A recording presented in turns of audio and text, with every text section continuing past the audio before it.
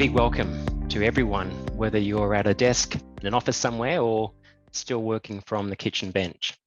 A big shout out to those in Melbourne. 14 and a half hours to go until we all get the pleasure of lining up for a haircut or perhaps something a bit stiffer.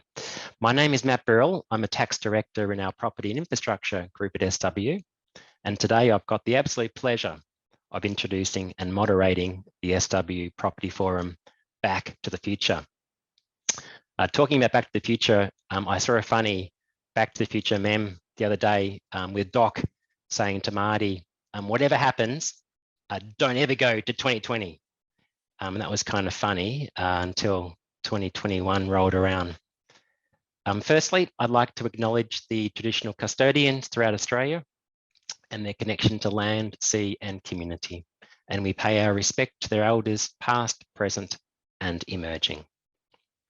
So today we have an amazing range of leading Australian experts on property, ranging from demographers to developers to advisors, to help us make sense of today's market and to point out some likely future trends. No easy task. We'll start today's forum by hearing a keynote address by CoreLogic's Head of Research, Tim Lawless. We'll then hear some thoughts from Scott Keck, a chairman of Chartered Keck Cramer, before both Tim and Scott will join the panel to unpack some further thoughts. The panel will also include Danni Hunter, the Executive Director of Victoria for the PCA, Leanne Boyle, the Head of Urban Infrastructure at Lendlease, and our very own Darren McDonald, the National Chair of our Property and Infrastructure Group. So today's forum is exactly that, a forum. Within the bounds of Zoom practicality, we'd like to hear from you, and I encourage you to comment and ask questions. Yes, your mics are muted, but we'll be using the Q&A function, which you should see at the bottom of your screen. Feel free to post your questions throughout the forum, and our moderators will curate a few of these for each session. Please forgive us if we don't get to all the questions. It wouldn't be a Zoom forum without at least one virtual poll. And our first one is on the prediction about office space. The poll can be accessed at any time during the webinar by clicking the poll button at the bottom of your screen. I believe it's popped up on your screens just now. This will disappear once you've answered it. We'll share the results of the poll with you in a follow-up email. So let's begin. Your keynote speaker today is Tim Lawless. Tim is the founder and head of research of CoreLogic's Asia Pacific Research Division. Tim manages a team of specialists across Australia and New Zealand, bringing more than 15 years experience across property markets to the role.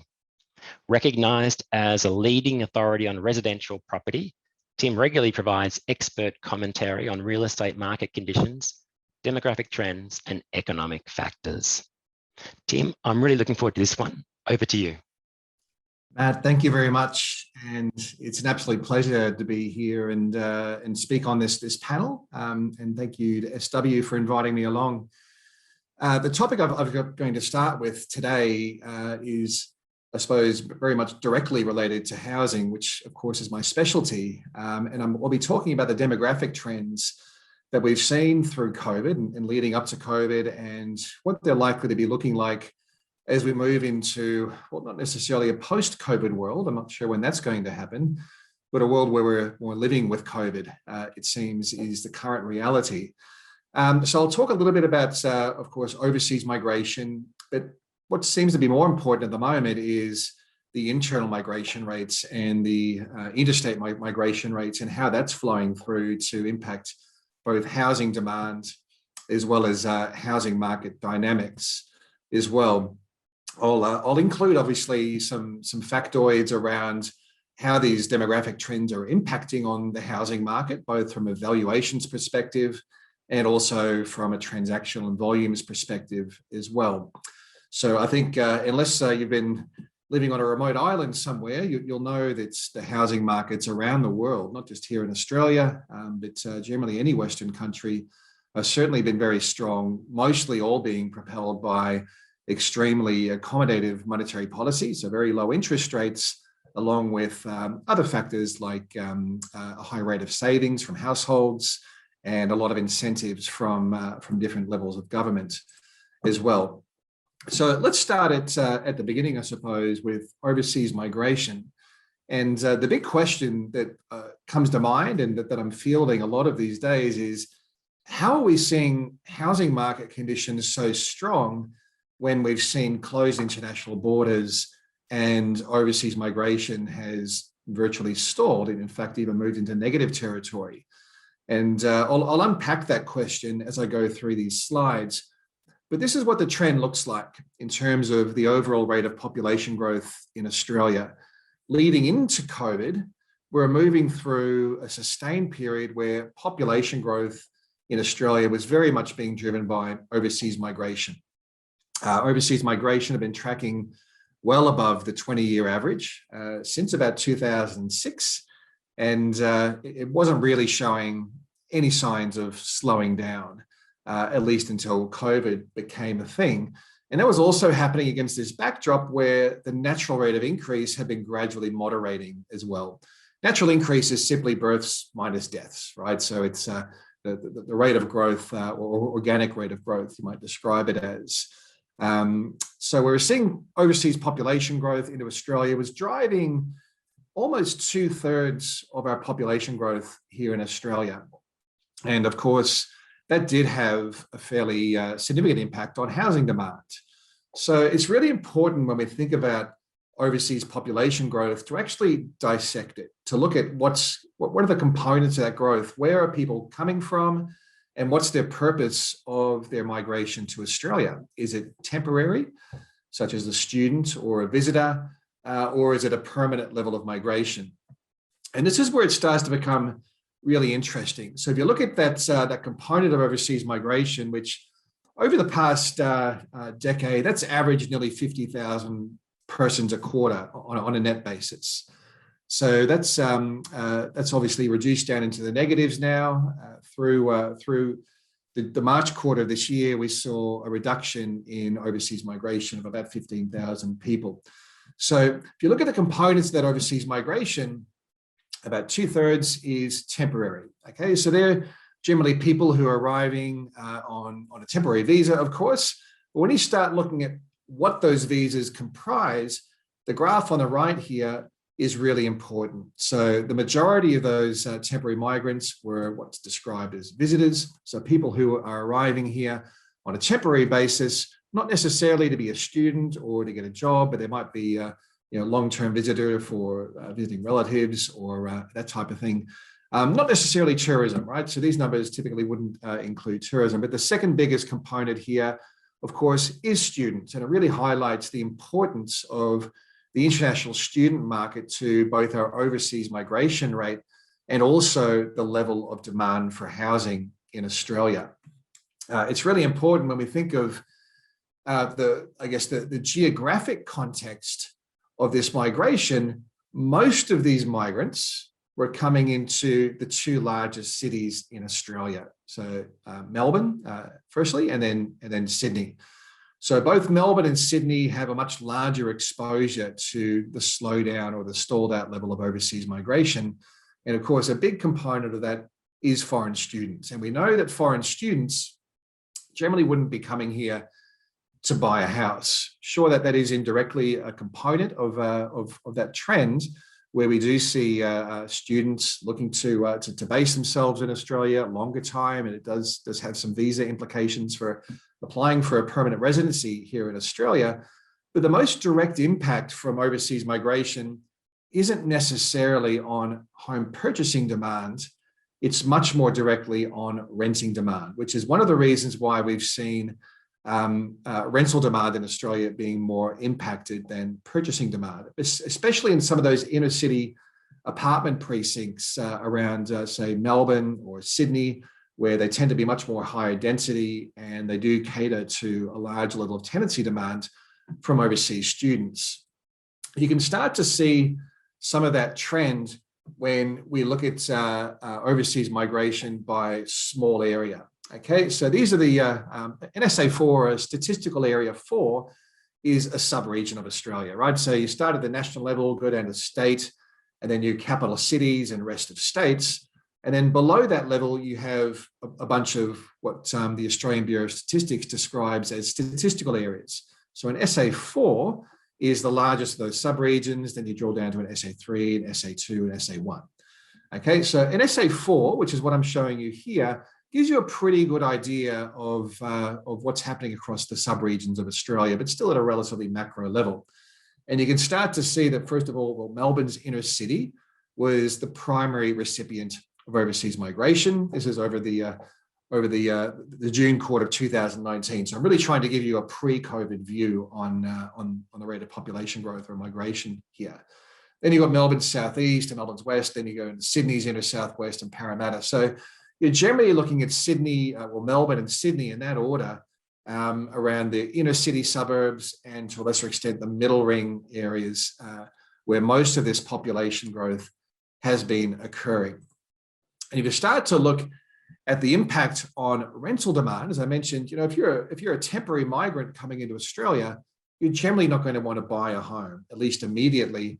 You're generally going to be wanting to rent a home. And even for that 40-odd% of migrants who are permanent, they generally tend to rent before they gradually or progressively buy into the market. So looking at the rental trends is really important, and it really highlights that there's been a much more direct impact on rental markets in Australia from stalled overseas migration than home purchasing markets, okay? And particularly unit rental markets. So you can see that trend here. The graph on the left, we're looking at the rolling annual change in house and unit rents across the whole of the country. So it's a very macro view. And then you can see I've just broken down unit rental trends across each of the capital cities. And once again, it really highlights the exposure of Sydney or Melbourne and Sydney in that order to a weakening in rental market conditions, which is already starting to resolve itself. In fact, if we look at some of those inner city apartment precincts, across, say, Melbourne, think about the Melbourne CBD or South Bank, Docklands, Carlton, the Port, those sort of markets, they've also had a lot of new high-rise unit supply introduced to them as well. That's generally where we've seen the most weakness. But through the September quarter of this year, we've actually started to see rents rising once again across each one of those inner city apartment precincts. Not because we're seeing migrants returning into Australia. I think this is probably more about the fact that rents have become much more affordable in a lot of those inner city locations. And what you might describe as the non-typical or non-traditional style of tenancy or renters is starting to choose some of those rental options, those inner city rental options, because they are much more affordable. And of course, now that we're starting to see the inner city precincts liven up, particularly from tomorrow in Melbourne, which is Freedom Day for Melbourne. And of course, Sydney has already started to see a lot more activity returning into the inner city locations. My guess is we'll start to see much stronger levels of tenancy demand coming back into those inner city apartment precincts, simply because they're very affordable and they offer up that proximity to a whole range of different services and amenity as well. So I don't think this trend of underperformance in the unit sector, rental market, is something that's going to be lasting too much longer. In fact, you can see even at the macro level, that's narrowing quite rapidly across Australia. So just to reiterate that point, I thought it was interesting just to plot those SA4 regions based on net overseas migration, which is the x-axis going up vertically, and the change in rental values along the y-axis going horizontally. And it's really clear that the areas that are receiving higher levels of net overseas migration are also seeing weaker rental conditions. Okay, it just highlights the exposure of some of those inner city rental markets to tenancy demand from overseas, but it looks like that's already starting to just organically resolve itself. So moving on to the next component of the presentation, I've talked a little bit about overseas migration and the fact that it's stalled, even moved into negative territory, and how that's impacted on rental demand more significantly than purchasing demand. So just to reiterate that point, what we're looking at here is actual home buying activity. Okay, so the graph on the left is the rolling annual number of dwelling sales across Australia, which, as you can see, has been on a pretty decent upwards trajectory. In fact, over the year to September, we're estimating the number of home sales in Australia broke the 600,000 mark for the first time since 2004. So we're definitely seeing a lot more people buying homes in Australia, despite the fact that we've seen the tap turned off for overseas migration. And it highlights the strength coming out of domestic demand.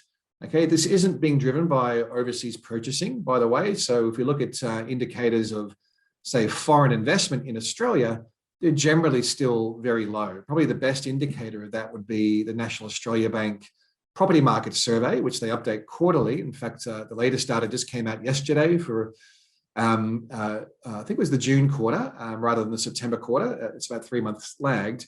But it showed that foreign buying activity in Australia was tracking at around about 2.5% of dwellings, higher, of course, for new dwellings than established dwellings. So this is very much being driven by domestic demand. Nationally, we've seen about a 42% increase in the number of home sales year on year. Sure, last year was impacted. So maybe a better comparison point would be the 5-year average or the 10-year average, but you can see that we are seeing transactional activity was tracking about 25% above the 5-year average at the moment, so similar for the 10-year average. So very strong levels of housing market activity from a purchasing perspective, which of course is being driven by domestic demand. So one way to explain that isn't via demographics. It's simply best explainable by the rate of turnover we've seen historically in Australia, which has actually been very low. Okay, so there's been a lot of pent-up demand that's been building up across Australia pretty much between about 2016 through to about the middle of 2019. And if you remember that sort of period of time in the Australian housing market, it was a period, we saw the first round of macro-prudential policies introduced in Australia back in December 2014. There was a 10% speed limit on investment credit growth. And then in March 2017, we saw an interest-only macro-prudential limit applied, which obviously impacted investors a lot more. And then progressively, after that, we saw a royal commission into our banking and finance sector, banking and insurance sector, which also tightened up credit. And the net result of that, plus housing affordability constraints as well, was we saw this really, really low rate of housing turnover. Only at the worst of it, a little bit less than 4% of housing nationally was transacting in a year. Record low, right? So we're seeing record low levels of participation in the housing market due to the fact that it was much harder to get finance and housing was relatively unaffordable. But a few things have changed since then. So from July 2019, of course, we saw credit loosen up from APRA. That's when they actually loosened their serviceability assessments. That followed a stable federal election as well, where a lot of uncertainty around taxation reform was removed from, say, negative gearing and capital gains tax concessions. And we also saw interest rates coming down in the middle of 2019 as well. And then we saw that temporary blip where COVID became a thing and we saw the housing market contract. You can see that briefly here in the numbers where we did see another downturn in sales activity. But since that time, we've seen mortgage rates have come down to new record lows. You can see that on the next graph. We've seen mortgage rates come down to record lows. We've seen household savings has absolutely skyrocketed. In fact, in June last year, the household saving ratio across Australia reached about 22%, well above record highs, and the long-term average is about 7.5%. So we saw households saving more, which enabled them to build up a deposit more readily. And we also saw a lot of fiscal support, not necessarily specifically for the housing sector, but there were some policies that were specific to housing, like the home builder grant. And then on top of that, combining the home builder grant with other aspects of housing support, like the first home buyers grant, deposit guarantees. Some states had stamp duty concessions as well. So that surge in housing demand was very much due to that pent-up demand being unlocked thanks to extremely low interest rates, easier access to credit, government incentives, and a rise in household saving, which helped them get into the market. But of course, there are some headwinds to those factors now that we've seen household savings has dropped back down to a little bit less than 10%. We've seen a lot of the fiscal support been removed. So there's no longer those incentives to get buyers back into the market. But the one thing that's probably going to continue to float the boat of housing markets will be an extended period of low mortgage rates. Now, even though the cash rate in Australia hasn't moved since October last year, we've been seeing this ongoing shift towards lower mortgage rates despite a stable cash rate environment. My guess is mortgage rates are at a cyclical low now. So we're already starting to see longer term fixed rates starting to lift a little bit, particularly say 3-year plus, but even 3 to less than 3-year fixed rates are just starting to nudge a little bit higher now as well. But if you're an owner occupier, you can see the lowest rate you can get here is actually still a new loan for an owner occupier on a 3-year fixed rate, which is 1.98% on average. So, but yeah, interest rates will stay low for some time. There is a bit of speculation the cash rate might rise a little bit earlier than what the RBA suggests. The Reserve Bank of Australia is still still providing the advice they don't expect the inflation target to be met before 2024, which means the cash rate won't lift before that. But most of the private sector economic community suggests they will probably see the inflation target being met before that and potentially start to see the cash rate rising maybe around the middle of 2023. But obviously, there's a lot of uncertainty around that. It really depends on how labour markets tighten and whether we start to see wages growth shining through. So to move on to some of the more internal migration numbers and interstate migration numbers, this is where the market starts to become fascinating, for want of a better word. We've seen some, generally demographics don't change really quickly. We don't see demographic changes on a dime, apart from the recent, border closures, which have certainly impacted on foreign migration or overseas migration. But the trends in interstate migration have been quite remarkable. Particularly when you look at markets like Victoria and Queensland, which used to be New South Wales and Queensland were generally mirror images of each other. And you can see that is still the case to some extent. We've got New South Wales always in negative interstate migration, even though it's actually improved just a little bit more recently. Queensland always in positive interstate migration and really ramping higher. But what's really feeding Queensland at the moment, is this Victorian trend in interstate migration, which has moved sharply into negative territory. A lot of that is benefiting Queensland, but also you can see WA has finally moved back into positive interstate migration. So is South Australia. Tassie generally in positive as well, although that's losing a bit of steam now as well. So what's driving some of these shifts? Well, we know that Victorians are probably a little bit fed up with all the lockdowns they've been through. If you're not a local here in Australia, you should know that Victoria, no doubt Danni from the Property Council can correct me if I'm wrong, but I think Victoria is moving through its either 6th or maybe it's even 7th lockdown at the moment, much more than any other state around the country. So I get the impression that Victorians are getting a little bit over that. There's also other factors around, say, housing affordability, that are probably driving trends into, say, Queensland and Western Australia, where housing is much more affordable. There's also this renewed popularity, or this new popularity of flexible working arrangements and remote working that will probably have some element of a legacy post-COVID as well. I don't think we'll all be working from home as much over future years, but I think in many ways this has been some sort of a social experiment that's proven up that productivity can actually be quite high with people working remotely. And in some ways, it's been a remarkable solution to housing affordability, with people able to move into areas that are much more affordable from a housing perspective, and they don't have to worry about what's been that normal barrier to looking further afield, which has generally been commuting times or access to services and key amenities and so forth as well. So my guess is these trends, these interstate migration trends, won't be permanent, but they will have some legacy to them. I don't think Victoria, for example, will stay in such heavy negative interstate migration, but it probably will persist for some time. And Queensland, I think, is going to be the key beneficiary of stronger interstate migration trends, partly because of its lifestyle appeal that really taps into that tree change or sea change. It's become quite a phenomenon at the moment. Similarly with WA and SA, housing much more affordable as well.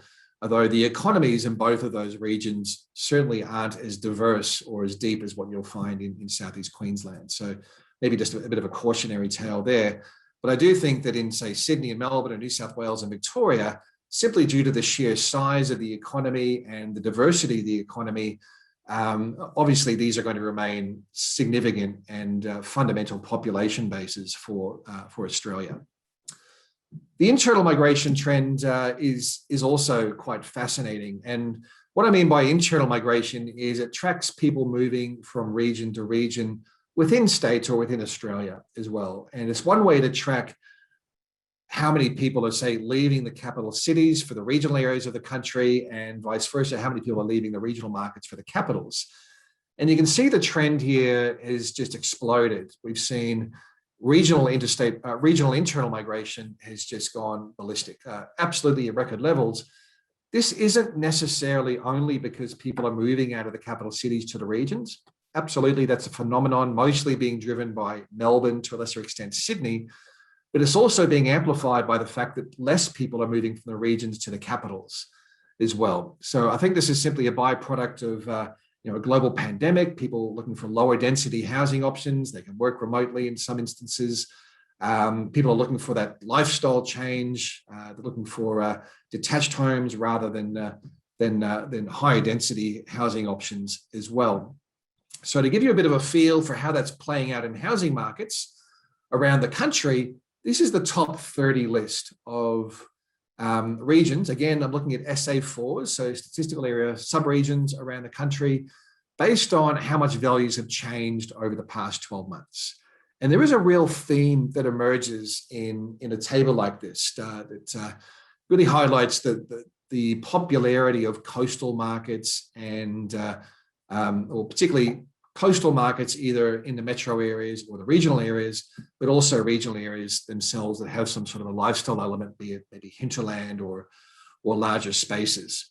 So at the top of the list, you've got Sydney's Northern Beaches, really well known for its coastal location. Even though it's in the metro area of Sydney, it did have some barriers to entry previously, that commuting times are a bit longer. You also got the Central Coast, which is similar, except commuting times obviously much more significant.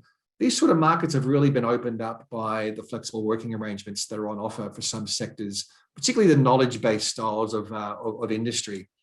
You can see the same trend in the Mornington Peninsula here in Melbourne, the best performing region of Victoria, that's seen values rise by about 31% over the past 12 months. So you've got the Richmond Tweed area in the top 5 there as well. That includes markets like Byron Bay, the Sunshine Coast, the Gold Coast as well. So there is this real, I think, significance of a lifestyle change that a lot of regional markets are undergoing at the moment. Again, how permanent is this? Hard to know, but I think it probably does have some level of permanency, but again, not to the same extent that we've seen over the last 18 months. I think as more and more people realize that they might be required in the office, or that a lot of these regional markets may not have the same level of amenity, they might be missing their families who are back in the metro areas as well.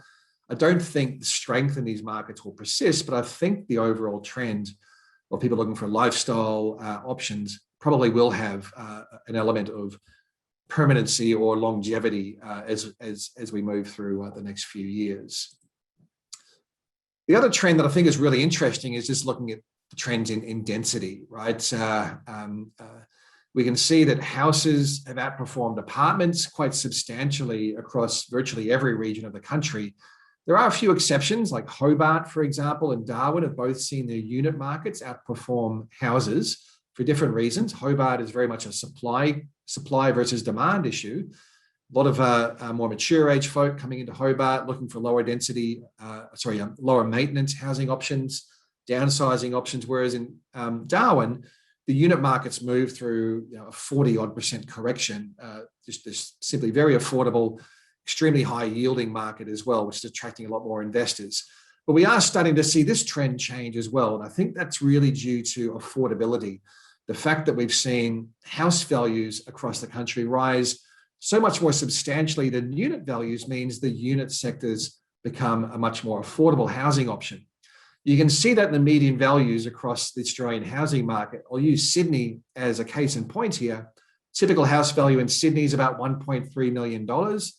Typical unit value is about $825,000. So nearly a $500,000 difference there. I think as we see affordability constraints and tighter credit issues starting to play out, we probably will see more demand being deflected back into some level of density, simply because that's where buyers' budgets will be able to allow them to participate in the marketplace. Not necessarily high rise. I think that's still going to be more an investor style of product, apart from some of the niche products. But you can start to see probably one of the sweet spots for Australian housing development and construction and demand is going to be in the townhouse sector here.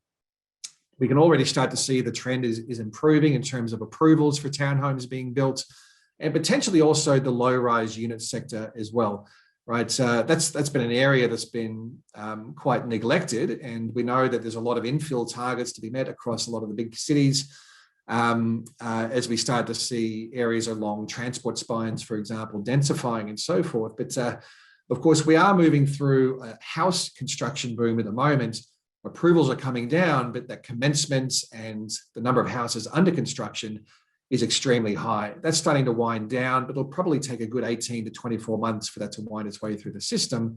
But I think looking forward, the sweet spot for a lot of buyers is going to be that sort of medium density housing option, which generally hasn't really seen too much development trend over recent years. So going forward, I know I'm out on time here, guys, and I want to make sure there's time for questions. There are a few headwinds ahead of us. Clearly, affordability is becoming more challenging, partly because incomes in Australia are only rising at about 1.5% per annum, but we're seeing housing prices rising at more than 20% per annum across the country. We've also got the first round of credit tightenings happened from APRA. That's pretty much a warning from APRA. I would call it as it's not going to materially impact the marketplace. It's probably reduced maximum borrowing capacity by about 5% or so, and it'll probably impact more heavily indebted or borrowers that are more heavily indebted than other types of borrowers. But potentially there could be some further credit tightening if we don't see, say, higher debt to income ratio lending starting to slow down. That's something for next year, probably early next year. Higher supply, of course, not just newly built supply, but also advertised supply is coming in the market against a backdrop of demand just starting to ease off. So maybe we're in a situation now where we're starting to see the market normalize in terms of the fit between buyers and sellers, which has been very much skewed towards sellers. And then what if interest rates start to rise early? I don't think that's a higher risk, probably not until maybe the middle of 2023. But as I mentioned a bit earlier on, what's going to float the boat is persistently low mortgage rates. Even when mortgage rates do start to rise, that's going to be a very gradual phenomenon. And I think we're set for a very long period where mortgage rates will remain well below their long-term averages. We've got labour markets tightening up as borders open up. The economy will start to bounce back. Probably not as rapidly as what we saw before, but definitely starting to see some economic improvements as New South Wales and Victoria open up and we get a broader cross-section of the population vaccinated. So Matt, on that note, I'll hand back to you. I'll stop my share and very Thanks, happy Tim. That's terrific. You hit on many issues there that will be great to throw to the panel discussion a little bit later on. Just a couple of maybe pointed questions to yourself. How much or little of the housing sales are FIRB buyers? So the Foreign Investment Review Board, I'll answer the question, but I'll give you a bit of context first. So the Foreign Investment Review Board data is very lagged, right? You're looking at data sort of for the last 2019-20 financial year at the moment. It's the most recent. But that's been showing a consistent downwards trend since 2015. So FIRB applications, I can't quite remember the numbers off the top of my head, but they're remarkably lower compared to what they used to be. And as I mentioned through the presentation, probably a more timely measure of foreign investment activity would be the NAB survey. That puts foreign buying activity at around 2 to 2.5%. So I wouldn't call it immaterial, but it's certainly way less significant than it used to be. And it's not really having a big impact on those transactional numbers. This is mostly being driven by domestic demand. And Tim, any predictions on whether the collapse of Evergrande may have a flow-on impact to CBD apartment prices here in Australia? Yeah, very hard question to answer. Still early days, and it really depends on what the response is from China. Is Evergrande too big to fail? Probably not, but there probably is going to be some support there. A lot of people referring to this as China's Lehman moment. Not too sure if that's going to be the case, but it really depends on what the policy stance is from China and how much of a contagion, I suppose, spreads from that huge, hundreds of billions of debt spreads into capital markets and so forth. So, yeah, I'll sit on the fence a little bit there. I don't know just yet, but absolutely, that's something that's risky and something we need to be watching very closely. Thanks, Tim. That also leads very nicely into our next presentation on future property values, where we'll be hearing from Scott Keck, the chairman of Charter Keck, Cramer. Scott has 50 years property valuation and corporate real estate experience across the national market. He's frequently engaged as a senior negotiator in complex commercial and statutory issues related to the property market and for advice in relation to large property valuations. Over to you, Scott, to provide some thoughts on where property values are going. Oh, thank you very much, and good morning. Are you able to see me there at the moment? No, Scott. No, we can hear you very well. I'm just looking at the. There we are. I think that probably. We're on, Scott. Yes, we can see you. Right. Well, good morning, everybody. Firstly, I'd like to say that I'm in fierce agreement with just about everything that Tim's been summarising. I'm going to talk about themes that are emerging, which are not as graphable as some of the things that Tim was talking about. So I don't have any graphs to show you, but I hope that it'll be interesting nonetheless. Just by way of starting, I wanted to pick up on two things that Tim was talking about, which were important and which I'll lead into. The question of immigration, everybody talks about it. It's very important to get this into perspective, as Tim did well, and that is this, that it really only accounts for a smaller proportion of all of the real estate activity in this country, particularly in the residential area. By a number of definitions, immigration really impacts about 12% of the residential market. Most of it is driven by our own domestic existing population, and there is a lead time with it as well. But to the extent that any of the listeners today feel that their strategies and plans and so on are impacted by immigration, I want them to be reassured that notwithstanding the reduction in immigration that we've experienced during this pandemic period, that immigration is so vital to the future of Australia that you can be rest assured that it's very high on the priority list of the federal government to get this immigration up again and as quickly as possible. And I think actually the Treasurer was in the paper making comments about that yesterday. The facts are that, the biggest economic challenge facing this country, is a lack of productivity, a lack of inflation, an ageing population. We've got a social agenda blowing out into the future that has to be funded. We've got to have more taxpayers of an income earning age, earning salaries and paying taxes to help Australia grow and to fund Australia's obligations. And that productivity is going to come from population growth, and population growth is mainly going to come from immigration. It's absolutely essential to the future of Australia. And so the managers of Australia at both a federal and state level will be obliged out of necessity to do everything possible to get immigration on track as soon as possible. So if you're in a real estate area, or if you're a developer or an investor, or you want to know, when immigration's going to return and is it at risk of being overlooked, the answer is it's not being overlooked, and it's an absolute priority, and Australia's future depends on it. So I just wanted to make that point. The other thing now that I want to use as the start of my discussion is the question that Tim raised a bit too of affordability. And this is particularly in the residential sector, of course. I'm also going to talk about retail and commercial briefly towards the end, but the residential sector is the one that's of interest to most of us in the country. as buyers or as renters intending to be buyers. Most of the development activity feeds through into the residential sector as well. You don't hear much about the affordability of retail developments and the affordability of commercial developments, but you hear a hell of a lot about the affordability of residential property because it is important to everybody. And not because of the pandemic, the timing's more coincidental, but because affordability was a rising issue in any event, it's been accelerated by the pandemic. The issue of affordability is now extremely topical. And so what we're going to see, I think, is a real drive to reduce the cost of the production of residential accommodation as a way of increasing affordability across the spectrum. And at Charter, we advise a galaxy of developers, small, medium-sized and large, who are in the business of producing residential accommodation across the nation.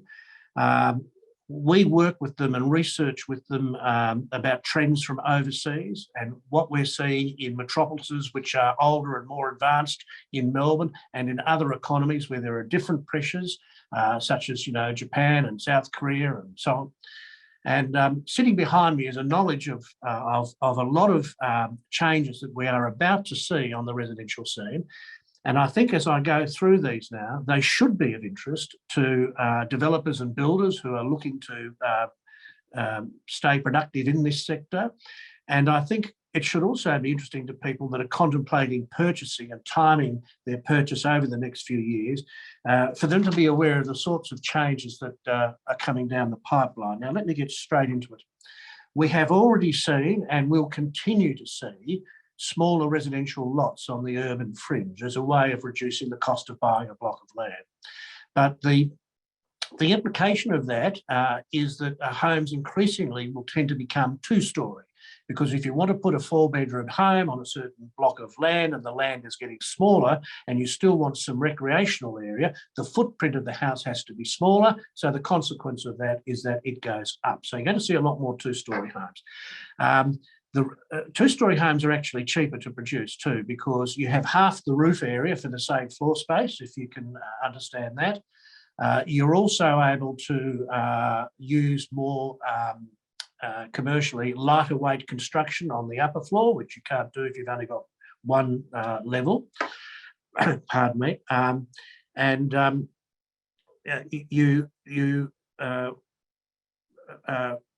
find that you can get economies of scale for the same accommodation area by building double-storey rather than single-storey. I wouldn't want to be in the swimming pool business particularly. I don't think it's really been a great business to be in Melbourne in any event. It's better in the other states. But as the lots become smaller, even with two-storey homes looking to maintain a fair amount of recreational area, by the time you put a garage, which aren't basements in most residential properties these days, they're still taking up extra land and a bit of garden, there's not going to be much room for swimming pools. So that probably wouldn't want to be a business that I would want to be in. Although another thing, as some of these homes get smaller, a business I would like to be in would be building safe bunks for children's bedrooms as parents start to put 2 and 3 kids in one bedroom. Most of the bunks wobble these days. I don't think they're particularly safe, but I think there's a real business opportunity there as more of us try to live in smaller homes. So swimming pool business is not looking good, and the bunk business, I think, is a real potential winner. We're going to see more townhouses, and Tim touched on that. Because you can build more townhouses in a given residential environment than you can conventional homes. And again, they have the benefits of two-storey construction, and there's economies of scale with that. You're also going to see more open plan designs within a house. If we all imagine a typical house that we've grown up and been used to, there are passageways and hallways. And we've all grown up more recently with the concept of open plan, but you will see more of it. Open plan will be taken to the nth degree by clever interior design, because it also involves less cost. The more open plan, the less cost there is internally, because you don't have as many petitions. So there's going to be a trend to more open plan environment. And that because that reduces the fabrication in a typical house. The other thing that you're going to see, and this is already quite large in America, is that a typical large scale home builder is able to produce homes more cheaply, build homes more cheaply, if they have economies of scale. Now, if a builder who's going to build 1,000 houses knew that every one of those 1,000 houses he was going to build would be exactly the same colour, same bricks, same floor plan, same roof, same appliances, identical, he could produce them much more cheaply than he would compared with his cost per house if across the range of 1,000 houses he was producing 20 different styles. That's common sense, economies of scale. What we're finding in America now is that builders are going to the market and they release a new building model called package number ABC. And what they say is that the opportunity to order package ABC is open for the next 4 months. Orders will close in 4 months, and the builder's ability to deliver those will depend to the extent to which the orders are underwritten. In other words, what the builders are looking to do is to take a single design scenario to the market, get it underwritten by as many people as possible. If that supports 500 houses, not at the same location, but across the state or across the nation, he then goes and builds those 500 houses. So developers are going to the market, builders are going to the market and are asking purchasers, if you don't want to have something that's absolutely individual, but you are prepared to have something that's reasonably generic and you'll subscribe to this model, we will be able to produce it. And apparently the cost savings are coming out at about 20%. So that's another trend that we're likely to see in the residential sector moving forward. Another thing that we're going to see, and this will be of interest to younger people and also to developers, is that we're going to see much more activity and development in the rent to buy and in the longer term renting categories. Now, rent to buy is a reasonably recent innovation in Australia, but what it means is that mainly in apartments at this stage, and we're starting to see it in townhouses as well, is that a developer will produce a development and he will say to prospective parties that are interested, if you are prepared to rent this for the next 5 years, what we will lock in with you now is an agreed rental escalation rate for the next 5 years so that you know exactly what your rental commitments will be. And we'll also lock in the future price at which you have no commitment, but which you could buy your house after 5 years or after 4 years or after 3 years. It adjusts according to how long you rent at a predetermined formula price. So there's great certainty about the rent for as long as you want to rent and the house price if you want to buy it. And this is a sort of certainty that has not been in the market before. And it actually produces, again, financial economies of scale and management benefits to the developers and can provide customers, consumers, renters, or if they want to be buyers, and without that commitment, as I said, a higher degree of certainty. We're going to see much more activity in that area as well, spilling out of the apartment sector and into the townhouse sector. And then as distinct from build to rent to buy, many people will have seen references recently to build to rent, which in America is called multifamily. We're going to see a lot more of that. And for those that don't understand, the difference is this. If you've got 2 apartment buildings and they each are at similar location, they each have 100 apartments. One of them has 100 owners because all of those apartments were sold and they're each individually owned. So there's 100 owners there.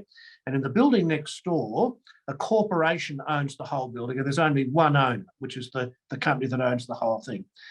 If as a tenant, you rent a flat in that flat where there are 100 owners, there's not a lot of control over the quality of the neighbourhood in that development and the amenity. You could have the flat next door to you might have been let out to somebody short term or somebody that doesn't behave, or it might be an Airbnb that doesn't suit you or something like that.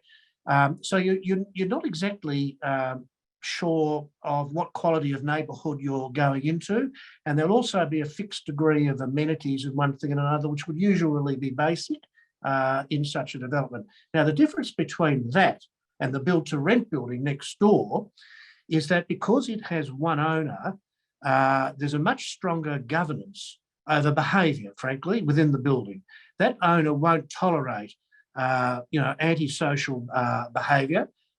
It won't tolerate a lot of things that other people get away with in non-build-to-rent environments. In the build-to-rent environment, you will also find that there are a lot of concierge facilities that are provided at very competitive rates. And you will also find that there will be a much greater emphasis on common areas for utilisation by the residents. So there's actually a very big difference between just renting an apartment in a generic apartment building as opposed to renting an apartment in build to rent. And because more people now are less fussed about home ownership, a lot of people are actually focusing their savings into more conventional superannuation. A lot of other people are focusing their savings and expenditure into lifestyle. Generally, home ownership is going down in Australia. More people are going to have to rent.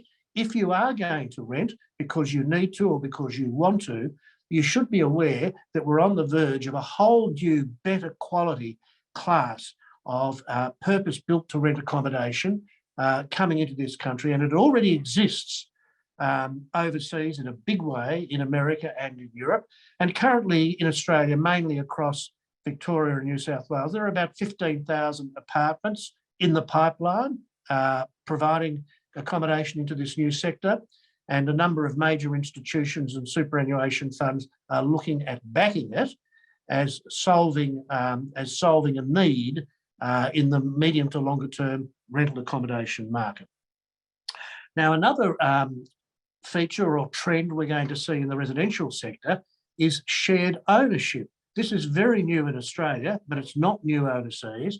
And this is where, quite typically, two families combine their financial resources and equity. They buy a house together, but the house is designed to accommodate two family units. And it's also petitioned and has inbuilt design flexibilities, and I'll come to this in another sector in a moment, that work to accommodate that sort of shared ownership. So if you can't afford to buy a house outright, but you don't want to be a tenant, you want to have a foothold in the real estate market, you will see the emergence in Australia over the next couple of years of shared ownership, where if you can find a compatible party, you can buy a house together with them. The finance market will pivot towards supporting this, and the developers will pivot towards supporting it by producing quality homes and with design solutions that speak to this new emerging demand. And that's already significant overseas, and we will see it here in Australia. Another thing that we're going to see is diversity of housing types on the urban fringe and in regional areas where we haven't seen it before. Traditionally, when we've thought of townhouses and flats, in addition to just conventional homes, we've always thought of this in the metropolitan context. Even on the urban fringe, until recently, most of the new construction was just all single-storey or two-storey houses. And certainly in regional areas, most of the construction, new residential construction, is houses. But it's emerging as a need, as a social need, that no matter where people live, whether it's on the urban fringe or in regional centres or even in small country towns, at all of these locations, they want a diversity of housing. Older people in country towns would like a flat. Young couples in country towns and regional centres may like a townhouse. So what we will see for the first time is a really strong push to providing these different sorts of housing styles, configurations, and varying levels of affordability at a far greater number of locations than we've seen before. So two-bedroom flats just aren't in a urban Melbourne anymore. You'll see them across regional centres and country towns. Because if you're a younger person living in a country town, and even though houses are cheaper in that country town than they are in Melbourne, they still might be more expensive for you in that country town than what you would be able to pay. So you'd quite like the idea of somebody building some townhouses or one or two bedroom apartments in a regional centre. And we will see a lot more of that. Another trend that we're going to see in response to social demand across the housing market is that rather than having to move house 2 or 3 times as you start out as a couple, have a family, your children move off, you come to a retirement situation and need a smaller house again, rather than having to move 2 or 3 times during the course of your family's growth and contraction, incurring stamp duty and moving expenses all the time, what we're going to find are houses that from the initial concept and design have adaptability to be changed physically in the design and floor plan and configuration according to those needs. They will have prefabricated removable partitions which can be put in place or taken out of place to convert a 4-bedroom home to a 2-bedroom home with a larger living area, or a 2-bedroom home with a larger living area back to a 4-bedroom home with a smaller living area. In other words, over the one floor plan and with the one roof and with the one set of windows, the ability to reconfigure the home internally to change your needs as your family needs change, and thus avoiding the need for you to say, oh, our house doesn't suit us anymore. Now we've got to save more money and pay more stamp duty and move and change our neighbourhood and do all these sorts of things. A lot of surveys have shown that people don't want that. And this idea of having the one house that can work for the family over a longer period of time is becoming popular. And I know that this is an innovation that we will be seeing in the housing market in Australia very soon. These are a number of changes which, if you think about it, are all aimed at a greater diversity of housing options in the residential sector, but they all have the benefit on the cost side to produce better value for money and should work towards improving affordability. So I think that there's a message there for developers and for builders. There's probably some good news there for aspiring homeowners, and for some of the aspiring homeowners or home changers that may be listening today, this may give them cause to think, oh, well, you know, that's interesting, maybe I'll hold off for that, or maybe, you know, what Scott Keck was talking about, I'll see if I can go and find that in the market, or maybe I'll go and ask the builder to make sure that they build these features in for me. So I hope that that's of some interest. And as I said, these changes are really more coincidental with the pandemic. I find that the pandemic overall, so far as real estate is concerned, hasn't really changed anything. What it's done is interrupted a few things and given us a few thoughts. I just want to speak briefly too, if I may, about the retail markets and the commercial markets, because I know a lot of the people tuned in today have a focus there. Firstly, with retail property, I heard a very interesting comment yesterday from somebody, an economist I was speaking with, who said that they think that in-store retailing will probably come back with a boom after this pandemic, because as much as online shopping has been exciting or has been very popular for the last few years, a lot of people are getting very sick of it and would like to go shopping again in the conventional way. I don't know whether that's going to happen or not, but that remains to be seen. But with retail property, particularly with shopping centres, I'll talk about strip retail too, but with shopping centres, whether they're neighbourhood, sub-regional, regional or major, we know historically they've all been about providing retail goods and services. These shopping centres have been having a bit of a hard time with the rise of online shopping, but the answer to it is that they're all going to pivot towards increasingly becoming social and community centres, just not specifically retail centres. If you think about it, all of these centres have a number of asset features in common. Large pieces of suitably zoned, accessible, well-located land, good buildings, well-maintained and adaptable to a variety of uses. The only thing that's probably out of step socially with a lot of centres is that all they do is offer retail.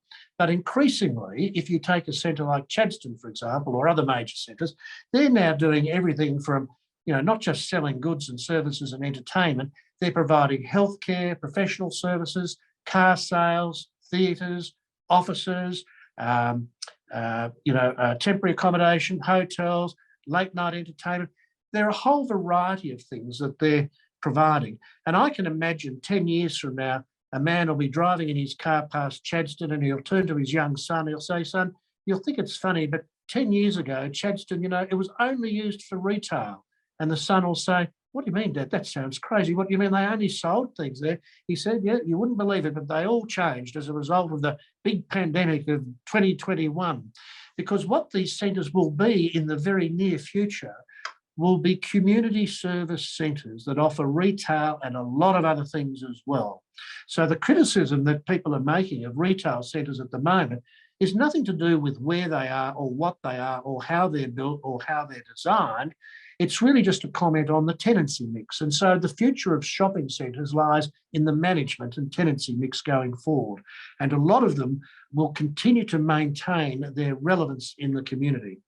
And if you look at retail outside of the shopping centres, for example, you look at retail shops in a high street, a lot of these overseas have already been through this cycle, and a lot of them are being converted for other uses, just not retail. A lot of them, in Victoria were originally built during the Victorian period as shop and dwellings, and a lot of them are converting back to dwellings. And there are a lot of areas in inner Melbourne where a house just around the corner for the shops, an average house will be a $3 million value, yet a shop you can buy for $2 million. A lot of people are beginning to think about buying those shops on the main streets and converting them back to residential use. So there's still a lot of innovation, thought and relevance in the retail sector. And if you are a retail investor and you own a retail property at the moment, don't panic. There's nothing to be worried about. We're going through a cycle where it will remain relevant. And if you are thinking of buying retail at the moment, when perhaps they're a little bit out of popularity, it could be a very good time to do so.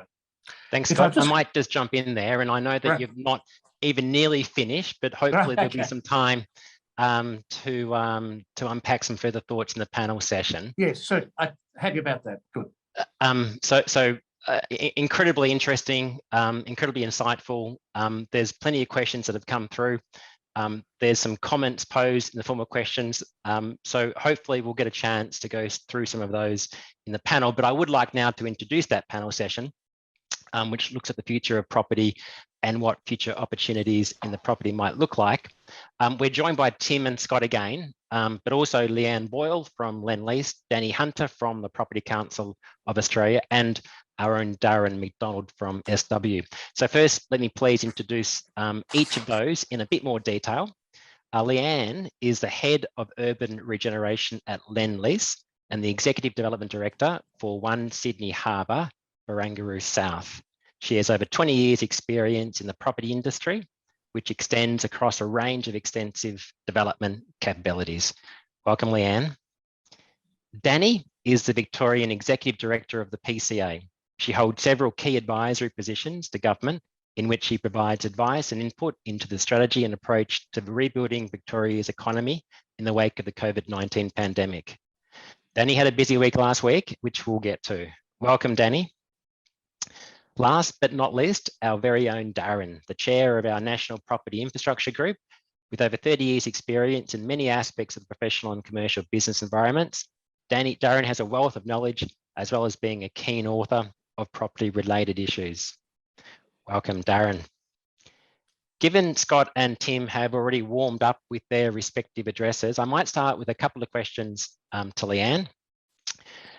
Leanne, with your background in urban regeneration, large inner city multi-purpose developments, could you share your insights on the trend of urbanisation? What are people looking for at the moment? Thank you, and thanks for having me on the panel. Welcome, everyone.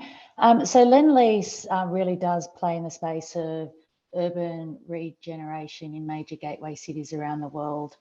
And, we've seen a growing demand for urbanisation in lots of these cities. And I play in the space, of Australia and experience through Europe and America. I think what I probably would touch on is around COVID. COVID, I think, is accelerating change. I think that change has been happening, but through COVID, I think we've seen a change not only in residential, but also in commercial.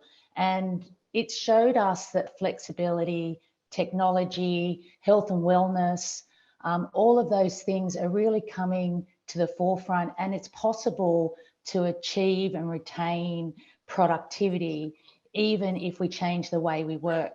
So I'll touch on maybe commercial first, because I think it's quite interesting. You know, the whole moral structure of the way we work is changed. And it used to be a question, you know, about, is it going to change? And is this just a blip, or is there fundamental structural change that's occurring? And the language and the conversation's now changing to be more about how much is it going to change, rather than is it going to change? And things like flexibility is obviously key to that. From a commercial perspective, some of the trends or some of the conversations we're having around the workplace and around the office space is, are tenants going to be wanting as much space? I guess that's a question. And I don't think necessarily the conversation around the office is dead. I think it's very much alive. I think people really want to come into places and collaborate. It's required, particularly in major cities. It's required for the attrition and for the attraction of high-performing individuals to come in. But it may be becoming a place of collaboration. And employees now really have to start thinking, and start thinking about the way we work and the way we engage. Maybe, you know, we got down to ratios of people that were quite small. You know, those ratios of space will probably increase. The way we bring people together, the way we collaborate will be different. It'll be focuses on teams as opposed to individuals. And then there is this hybrid working conversation that's coming out, and it's playing out in the media as well, and conversations. People are seeing that there's opportunity to balance how we fit work into life as opposed to our life into work. And I think that's kind of an interesting structural shift that we'll see.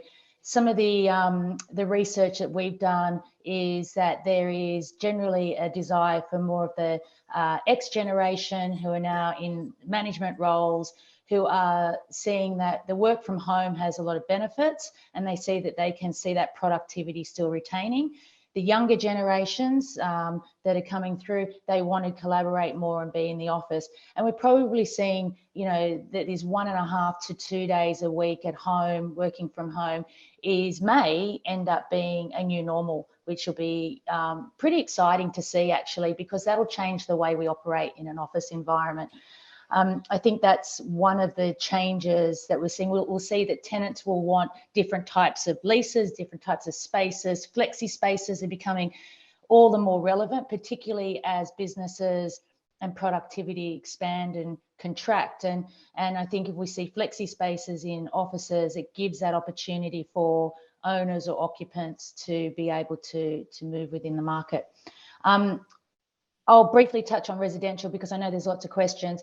From a residential perspective, you know, look, again, I think, you know, I think high density urbanisation is very much alive and well.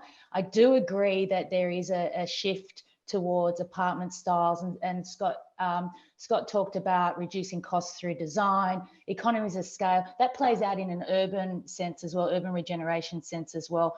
You know, large-scale precinct-wide development gives the opportunities for developers like Lendlease and other organisations to provide infrastructure on large scales, to get the economies of scale, but also to provide a sense of place. So the idea that people are going back to community is extremely important. It's always been there. COVID's obviously heightened all of that. Family, wellness, sustainability, all of these things are key fundamentals in creating spaces and places for people. So people at the forefront, you know, in design, fabrication is going to play a huge role. Digital will play a huge role. All of these things will help drive economies of scale in development. Layouts will evolve, I guess, you know, of course, the study, but is the study for not just the leftover nook in an apartment. It becomes a place and a space that's a genuine size, maybe for 2 people. Technology Again, you know, not just technology in the built form and design, but also technology at home. How do you bring a sense of community into your home through digital? And that will play a huge role. And then customer care quality, the flight to quality. I think that's quite evident in the apartment space, that is a fundamental. People want, they want developers who have the capability, who also deliver on the promise that they actually are going to deliver the quality of what they're after. And I think that plays out as well. So they're a quick snapshot. I mean, I could talk forever, but I won't. Thanks, Leanne. Danni, one for yourself. How do we revamp the Melbourne CBD? Thank you. What a great question. There's so much in that, and there's so much in the dynamics at play in our city, both as a result of the pandemic, but also dynamics that have been brewing and probably accelerated as a result of the pandemic. I'll touch on the office community, for example, because we know that there are about 500,000 workers that come into Melbourne every day before the pandemic. And I'll use Melbourne as an example, but the Property Council is incredibly focused on the CBD task and the CBD revitalisation issues across the country. Melbourne's really been very much disproportionately impacted, as have many of our CBDs, by the pandemic. We've seen this sort of flight from the CBD of office workers back to our houses, of residents out to the regions. And of course, we don't have that visitor and international economy that we so much thrived on and relied on. Like I said, before the pandemic, we had about 500,000 people coming into the city every day. 10% of those were public servants.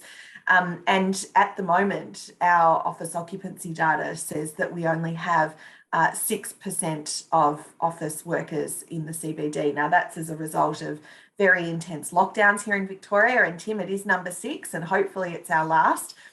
Freedom Night and Freedom Day is just around the corner, which is very exciting. But interestingly, the recovery of our other CBDs across the country has, yes, been impacted by lockdowns, but has also been quite slow in other cities where there have been no lockdowns. And we can kind of see from the occupancy levels that it takes about 3 to 4 months for a CBD to recover from a lockdown. In Brisbane, for example, occupancy is at about 54%. In Perth, where there's been no lockdowns, it's at about 76%, Adelaide 64%, and Hobart and Darwin is pretty much at pre-pandemic levels at 89%. And our survey shows that over 3/4 of respondents say they actually don't expect to see a material increase in CBD occupancy for about 3 months.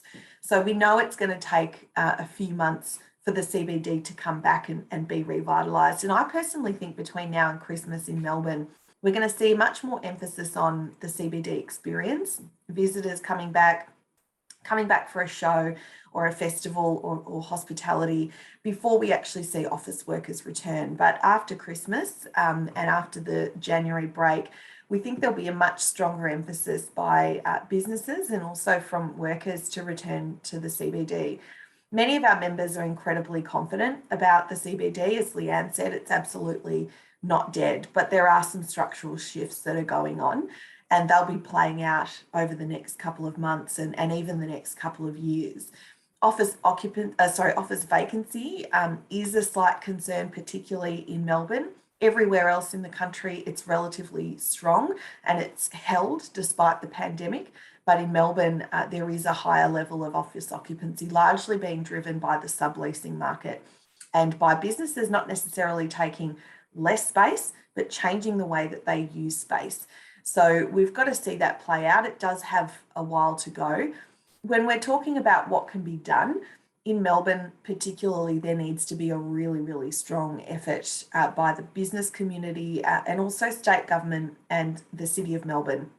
And we're working incredibly closely with them on behalf of our members, not just to activate office space, but to really reinvigorate the vibe of Melbourne's CBD and to attract people back in, because you have to have the vibe to be able to, want to come back in, but we also need people as a part of that. And that's a really important factor, is that we actually need people to come back.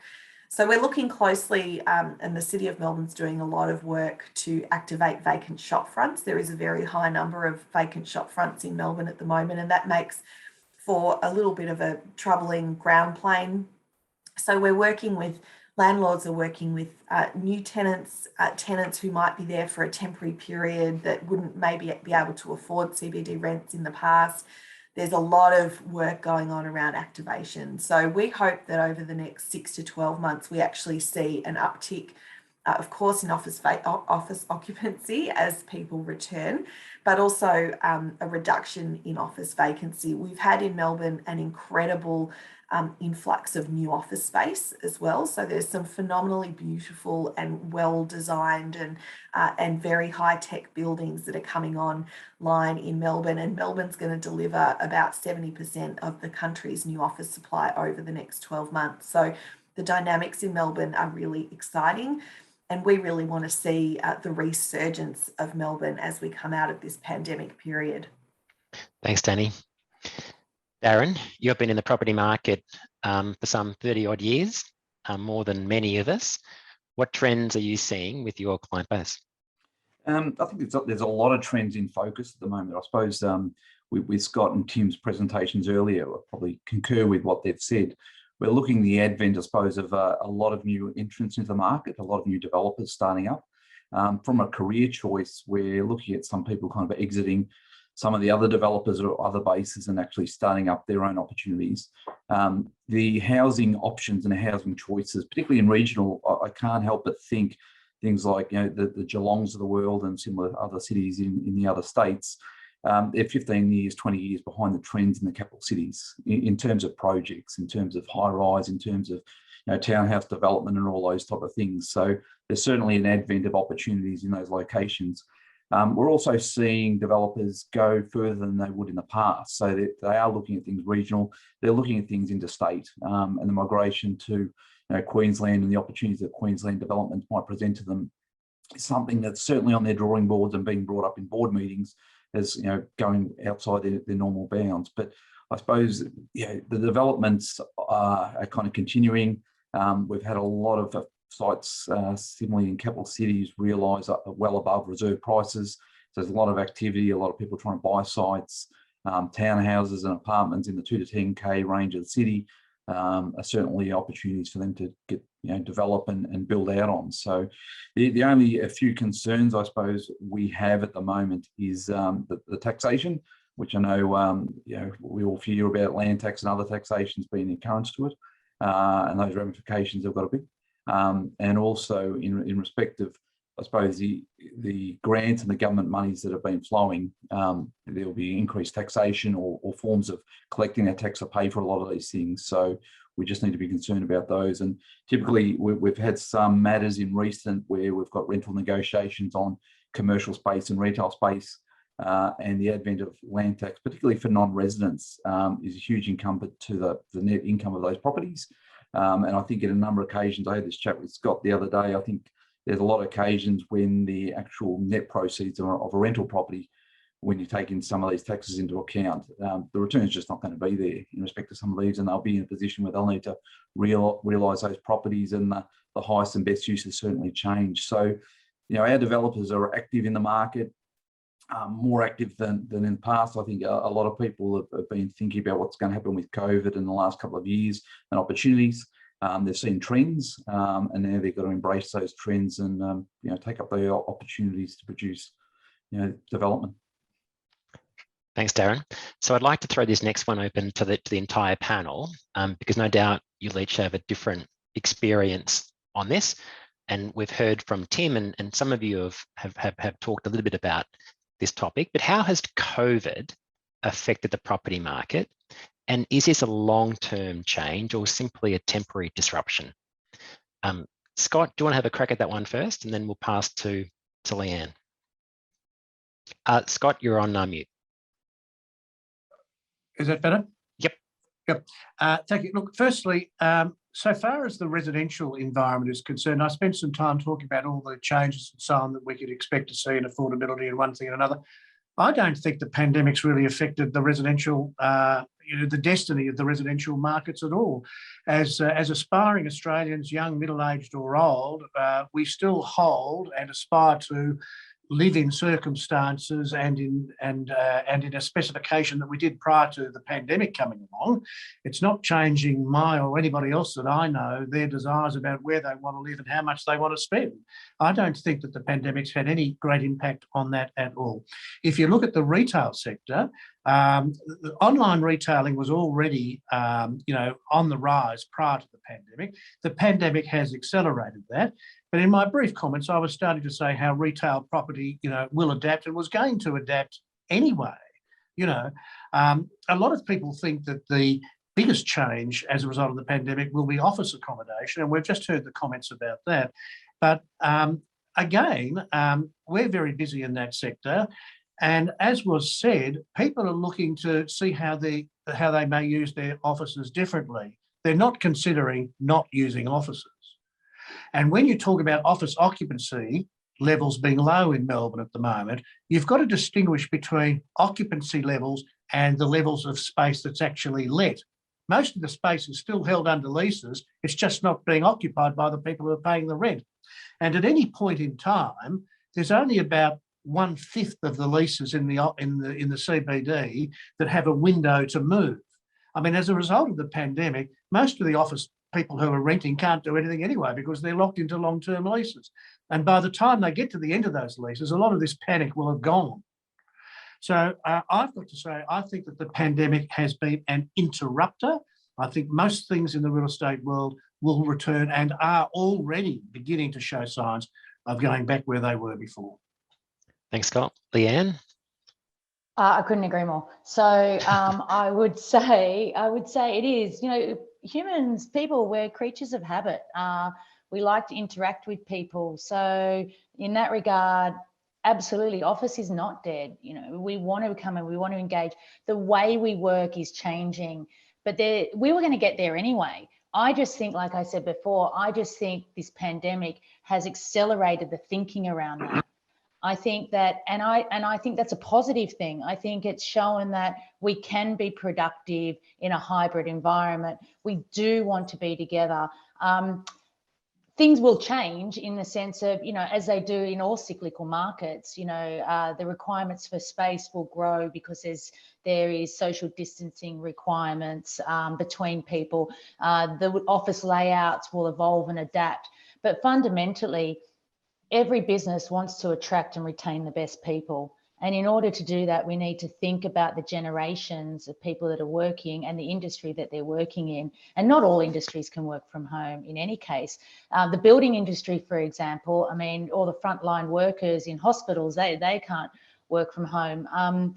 But there are shifts that will occur and that will happen. And that's based on generational wants and changes and people seeking out the best employers. And I think at the moment it is an employee market. So I think it's really important that employers are listening to their staff and having that EQ around what workers want. And I think that will evolve the office workspace.